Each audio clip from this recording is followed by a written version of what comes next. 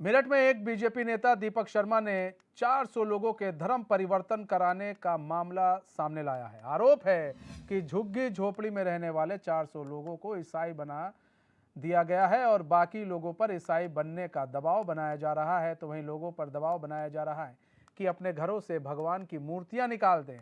इसी मामले को लेकर बीजेपी नेता सैकड़ों लोगों को लेकर एसएसपी ऑफिस पहुंचे। पूरा मामला ब्रह्मपुरी थाना क्षेत्र का है। एसपी सिटी पीयूष सिंह की माने तो मामला संज्ञान में आ गया है और जल्द ही आरोपियों के खिलाफ कार्रवाई की जाएगी।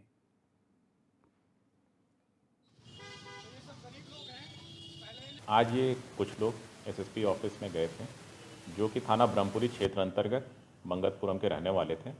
इन लोगों का कहना था कि इनके द्वारा पीछे ईसाई धर्म को स्वीकार किया गया था।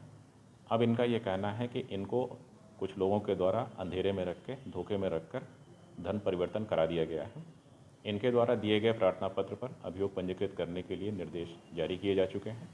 विवेचना में तथ्यों के आधार पर अग्रिम कार्रवाई अमल में लाई जाएगी। ये विषय ये है कि ये थाना ब्रह्मपुरी क्षेत्र में सीओ ब्रह्मपुरी सर्किल है और मुकुट महल होटल के पीछे एक मलिन बस्ती है मंगतपुरम। वहाँ पर ये सब लोग गरीब लोग हैं, सनातन धर्म के मानने वाले हैं और हिंदुत्व के मानने वाले हैं।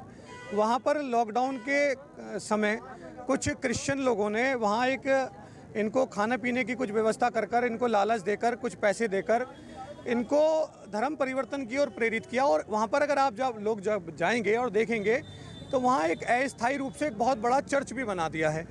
ये एक बड़ा विषय है। मेरठ जैसे शहर में, इतने संवेदनशील शहर के अंदर अगर इंटेलिजेंस भी इस चीज़ को नहीं देख पा रही है और वहाँ पर एक धर्म परिवर्तन का इतना बड़ा विषय बन गया है। अब समस्या इन लोगों की क्या है कि पहले तो कुछ पैसे का लालच और भुखमरी के कगार पे तो कुछ खाना भोजन भी मिलता रहा, लेकिन अब वो लोग चाहते हैं कि इनके देवी देवता ये अपने घरों से बाहर फेंक दें और 100% क्रिश्चियन हो जाएं, जो ये 100% स्वीकार नहीं कर रहे हैं। वहाँ लगभग 400 लोगों को वो लोग अपने प्रभाव में ले चुके हैं। हमारे साथ हमारे संवाददाता राशिद खान जुड़े हुए हैं हमारे साथ। राशिद, 400 लोगों का धर्म परिवर्तन करा दिया गया और पुलिस को कानों कान भनक नहीं लगी। बीजेपी नेता वहां जाकर बता रहे हैं कि देखो भैया, 400 लोगों का धर्म परिवर्तन कराया गया है।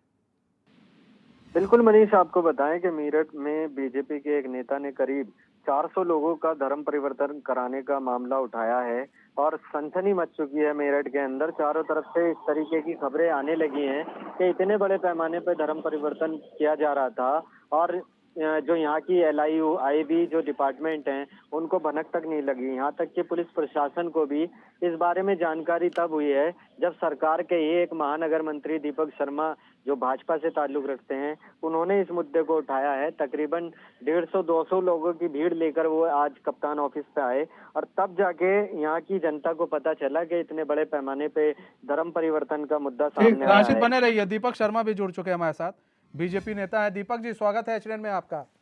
दीपक जी, 400 लोगों का धर्म परिवर्तन करा दिया गया, पुलिस को कानों कान भनक तक नहीं लगी लॉकडाउन में।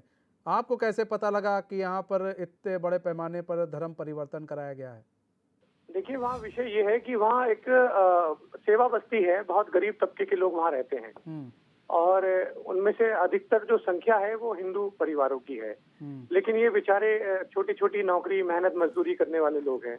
जिस समय कोविड का समय था तो उस समय सब जगह हाहाकार था, तो भुखमरी की स्थिति थी। तो वहाँ कुछ ईसाई मिशनरी, जो लगभग पता चला है, उन्होंने वहाँ कुछ भोजन की व्यवस्था करी, कुछ पैसे दिए और धीरे धीरे उन लोगों को कन्वर्ट कर लिया। अब विषय जो उठा है वो कारण ये है कि वो चाहते हैं कि वो देवी देवताओं को अपने घर से बाहर फेंक दें और वो पूर्णतः ईसाई बन जाएं। लेकिन वहाँ इस बात का विरोध है और विरोध होने के बाद वहाँ जो लोग ईसाई समाज के थे उनमें आपस में कुछ तनाव हुआ, मारपीट हुई। उन्होंने फिर कुछ लोगों को, हिंदू समाज के लोगों को पीटा। पीटने के बाद, क्योंकि मैं राजनीति करता हूँ, सामाजिक कार्य करता हूँ, तो वो लोग मेरे तक आए। ये विषय जब मेरी जानकारी में, मैंने सब चीजें पुख्ता तरीके से देखी, वो चर्च भी देखा जो अस्थायी रूप से वहाँ निर्माण कर रखा है। एक झुग्गी बहुत बड़ी रूप में उन्होंने चर्च का आकार दे दिया है, जिसकी लंबाई गुणाई चौड़ाई 100 बाई 100 की होगी। तो जब वो विषय आया तो मेरा और तरीका क्या था कि पुलिस को सबसे पहले अवगत करा दिया जाए। तो मैंने इसलिए SSP मेरठ की जानकारी में ये विषय डाला है, क्योंकि इसमें लॉ एंड ऑर्डर ना बिगड़े, कोई बड़ा तनाव ना हो, कोई बड़ा बवाल ना हो और तरीके से जो लोग अवैध रूप से वहाँ कब्जा कर रहे हैं, जो ईसाई मिशनरी काम कर रही है, उन्हें वहाँ से भगाया जाए, उनके खिलाफ सख्त कार्रवाई की जाए, कानूनी कार्रवाई की जाए। मेरा विषय है। लेकिन दीपक जी एक चीज़ देखिए, सवाल ये उठ गया कि झोपड़ी झुग्गी में कुछ लोग जाते हैं और धर्म परिवर्तन करा देते हैं वहाँ पर, जैसा कि आप बता रहे हैं, आरोप लगा रहे हैं कि वहाँ पर एक चर्च भी खड़ा कर दिया गया और पुलिस को भनक तक नहीं लगी, पुलिस प्रशासन को ये भी नहीं पता चला कि वहाँ पर कोई चर्च बन रहा है अवैध रूप से या फिर कुछ लोगों का धर्म परिवर्तन कराया जा रहा है। तो कहीं ना कहीं इंटेलिजेंस पर सवाल खड़े होते हैं यहाँ पर कि अगर वहाँ पर चलिए तो धर्म परिवर्तन कोई और ना बैठा होता तो फिर क्या करते? देखिए, विषय तो आपका बिल्कुल ठीक है और इसी विषय को लेकर मैं कप्तान साहब के पास गया था। इंटेलिजेंस का कहीं ना कहीं इसमें उनकी कमी रही है, उनकी खामियां हैं, वो इतनी संवेदनशीलता से काम नहीं कर पाए। लेकिन ठीक है, जब जागो तभी सवेरा।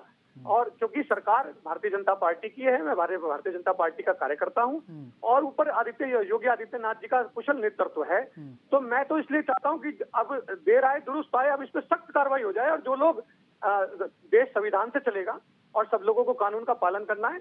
हम किसी के धर्म के खिलाफ नहीं बोलेंगे, लेकिन अगर कोई हमारे धर्म को तोड़ेगा तो हम आवाज भी उठाएंगे और कानून के दायरे में उठाएंगे, लोकतांत्रिक तरीके से उठाएंगे। तो मैं तो इसी विषय को लेते हुए कि पुलिस इसमें और शासन प्रशासन इसमें सख्ती से कार्रवाई करे, मेरा विषय। पुलिस से आपको क्या सहयोग मिला? देखिए, आप पहुंचे थे उनके पास शिकायत लेकर, कुछ लोगों का नाम भी सामने आया इसमें कि भाई ये लोग सबसे बड़े कल्पित थे इसमें? जो चीज थी वो लिखित में भी दी गई है। जो लोग उसमें कल्पित हैं उन लोगों के नाम और कुछ लोगों के फोटोज भी अवेलेबल हैं, वो भी पुलिस को दे दिए गए हैं मौके पे। उसके बाद LIU भी पहुंची है, इंटेलिजेंस की अलग अलग एजेंसी भी पहुंची है, CO भी पहुंचे हैं, इंस्पेक्टर भी पहुंचे हैं मौके पे। उन्होंने देख भी लिया है कि वहाँ चर्च बना हुआ है। आप भी मतलब ये तो देखिए, वो एकदम तो चीज हटेगी नहीं, अभी भी अवसर है। हम तो चाहते हैं कि ये सब लोगों के सामने आ जाए। ऐसे कोई जबरन अब वो व्यवस्था नहीं है जो होता था, वो कभी होता होगा, लेकिन अब जबरन आप वहाँ एक चर्च एक ऐसी जगह पर, या तो वो सरकारी भूमि है या किसी की बेचारे की भूमि, आपने जबरन घेर कर आप वहाँ पर कोई धार्मिक भवन का निर्माण कर लो, तो ये तो ठीक नहीं है। अगर उनको बनाना भी है ठीक है, जो बना रहे हैं, मैं किसी की भावना को आहत नहीं कर रहा हूँ, वो लीगल तरीके से आए ना सब चीजों के साथ। और जबरन धर्म परिवर्तन न करेंगे तो हम उनके खिलाफ हो जाता है कि लोग कैसे लालच में पड़ जाते हैं कि लोग अपना अपना धर्म छोड़ देते हैं, कि कभी कोई किसी धर्म को अपना ले रहा है, कोई किसी धर्म को अपना ले रहा है, बस चंद लालच के लिए। फिर बाद में उनको लगता है हमने तो गलत कर दिया, इसलिए क्योंकि फिर उनकी उस चीज़ से बन नहीं पाती, फिर वो चीज़ उनको कुछ लोग लालच दे देते हैं, जब वो उनको नहीं मिलता है तो फिर उनको लगता है हमने गलत कर दिया। अगर वो चीज़ मिल जाए तो उनको फिर वही चीज़ सही लगती है। तो ऐसे लोगों को कैसे समझाया जाए? होता क्या है, जब आदमी गरीबी में होता है, और देखिए कोविड जैसी पैंडेमिक थी, महामारी थी, वैश्विक महामारी थी, आदमी भूखा मर रहा है। अगर कोई उससे कहे कि मैं तेरे बच्चों को रोटी दे दूंगा, तुझे मेरे यहाँ आकर प्रार्थना करनी है, उसने कहा यार प्रार्थना ही तो करनी है, 2 रोटी मिल जाएंगी। उसे क्या पता था कि इतना बड़ा गेम हो जाएगा उसके साथ। ये तो जब वो बेचारे जब चीजों को समझे, जब उन्होंने कहा देवी देवताओं को बाहर फेंक दो, तो कोई अपने देवी देवता जिस धर्म को मानने वाला है कैसे फेंक देगा अपने देवी देवताओं को बाहर? तो इस बात को लेकर उन्होंने फिर उनके ऊपर मार पिटाई भी की, जो आरोप लग रहे हैं। ईसाइयों के कुछ लोग हैं वहाँ, कुछ बता रहे हैं कि विदेशों से भी पैसा वहां पर पहुंच रहा है और इन लोगों को कोई ना कोई पोषित भी कर रहा है। तो वो लोग तभी तो ताकतवर पैसे भी बांट रहे हैं, जबरन भी कर रहे हैं। अब वो जब उन्होंने पैसे खिला दिए, भोजन दे दिया, तो वो जबरदस्ती भी करना चाहते हैं, लेकिन वो चलने नहीं दी जाएगी। स्पष्ट अपना तो कहना ये है। अब फिलहाल तो ये तो जांच का विषय, अब प्रशासन क्या कुछ करता है ये भी देखने वाली बात होगी। बहुत बहुत धन्यवाद दीपक जी और राशिद हमारे साथ जुड़ने के लिए और तमाम जानकारी देने के लिए।